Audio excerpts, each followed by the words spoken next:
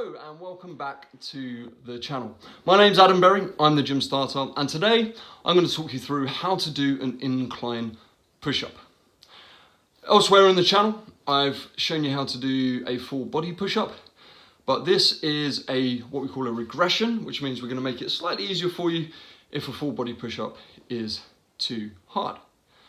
So, in order to do an incline push-up, we need to incline our body, which means we're going to have our shoulders above our feet. We're going to have the body at an angle like so. Then the higher the angle, the easier it is, and the lower the angle, the harder it is. And then the higher you get the feet, the harder it is again. So, I've got my incline set up here. I'm using a chair, a dining chair. You could use anything.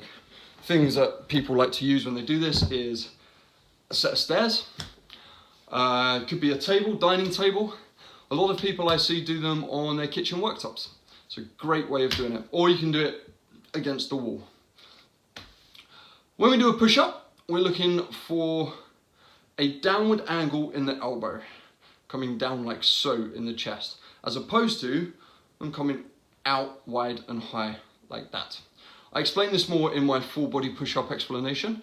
But when we come out high and wide like that, it's going to very much affect the shoulder and the biceps and the triceps. Whereas what I'd prefer to see us doing when we're doing a push-up is engaging the chest. So we're going to look to engage the pectorals a lot more. And in the incline, that means we need to get the arms down at an angle like so. Okay, so you can see them here. Sort of 45 degrees, anywhere in that kind of range is golden. Everyone's going to be slightly different, and that's up to you, just to figure that out. So I've got my incline here. The reason I'm using a chair like so, and it's at this angle, is so you can see the way my body is going to move in order to make the push-up happen and in order to engage the chest. So similar to any kind of push-up, you're going to get your hands just sort of underneath the shoulders, underneath or slightly wider than the shoulders, that's fine. Not so much wider, you want them maybe half an inch wider if you're going wider, but I quite like to do it with them straight under the shoulder. And then as we go down, we're trying to get the hands to the nipples, like so. So we're going to engage, and we are going to try to avoid a sinking here in the hips, and we're going to try and avoid a piking here in the hips.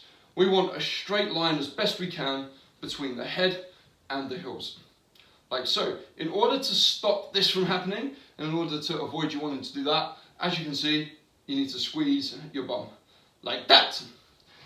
Then as we go down, now I've mentioned that you need to get your hands towards your chest. So we're going to do this. In order to make that happen, to get your hands by your nipples, you're going to have to come forwards and down.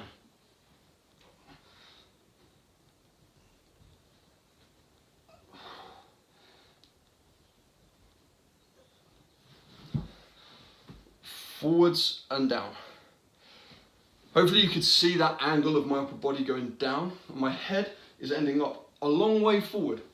At an incline, I much prefer getting my clients to do this in the gym in this way, because I know that then they're activating their chest and it's not all in the shoulder and the biceps.